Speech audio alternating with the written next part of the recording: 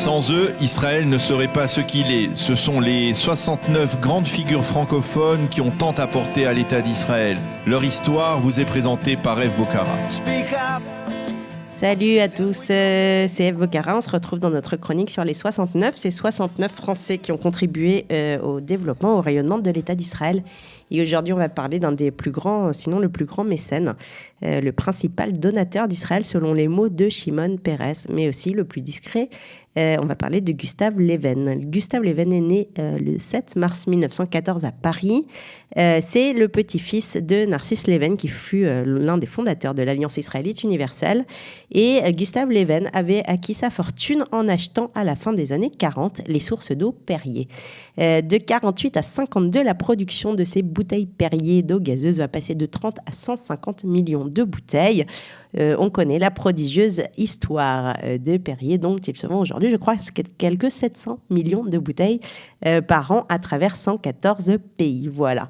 Gustave Leven va donc faire fructifier ses avoirs dans les années 50, en prenant très vite des participations dans différentes holdings. Et en France, il est connu, c'est un homme d'affaires.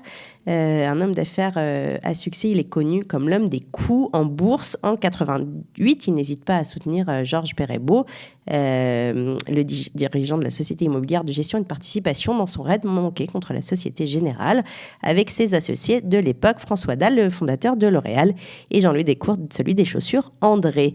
L'investissement en Israël de Gustave Leven va débuter très vite après la success story Perrier. En 1950, il va participer à hauteur d'$1 million à la création et au développement du centre de recherche atomique de Dimona. Il comprend alors l'importance de l'action pour Israël et va créer la fondation Rachi. La fondation va mettre en place des programmes éducatifs et sociaux pour la petite enfance, des bourses d'études et des structures d'encadrement pré-militaires. Elle fournit emploi et logement à des populations dans le besoin et elle crée des centres d'entraide pour les victimes d'abus sexuels, pour les jeunes à risque et pour les toxicomanes. La fondation Rachi de Gustave Leven finance également une école de médecine en Galilée, des universités, des établissements d'enseignement supérieur, des musées, des hôpitaux, un parc scientifique, etc., etc. Il va créer d'autres fondations dans les villes dites de développement du Negev et du nord d'Israël, fondations qui continue à financer aujourd'hui encore quelques 125 000 repas chauds pour les élèves des écoles primaires dont les parents ont des difficultés économiques. Chaque fois qu'il lançait un sujet, Gustave Leven, qu'on va peut-être voir à l'écran, Gustave Leven venait en Israël pour veiller personnellement aux moindres détails des institutions qu'il finançait, mais toujours en exigeant que son nom ne soit pas mentionné.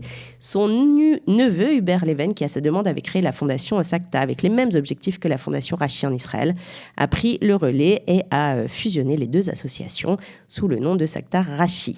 Il consacre lui aussi une partie de sa vie à des activités philanthropiques, tout comme François, son fils.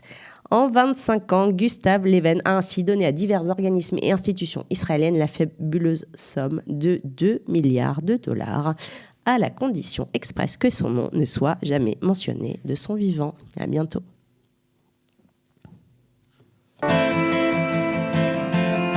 Sans eux, Israël ne serait pas ce qu'il est. Ce sont les 69 grandes figures francophones qui ont tant apporté à l'État d'Israël. Leur histoire vous est présentée par Eve Bocara.